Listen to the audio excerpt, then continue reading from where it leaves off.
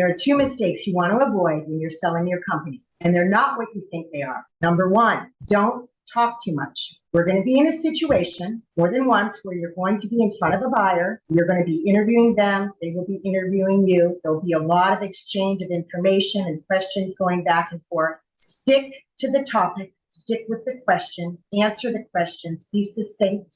Don't be aloof or cold in that regard. It's TMI sometimes, too much information. You don't need to overshare.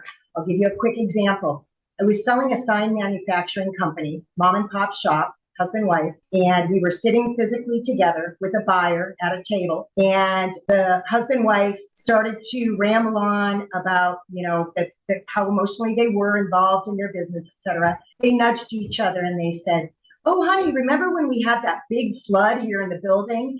And it came through the entire room and knocked out all of this equipment and basically made it all irreparable."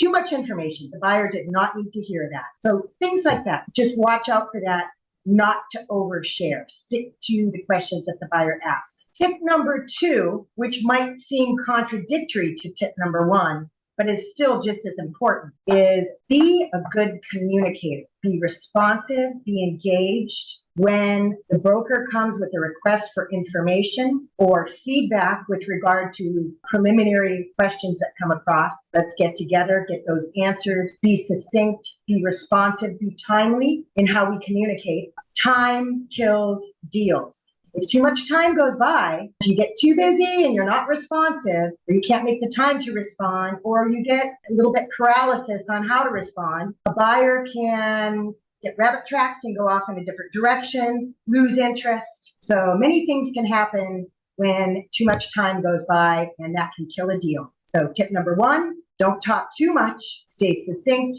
answer the questions. Tip number 2, be a great communicator and be responsive.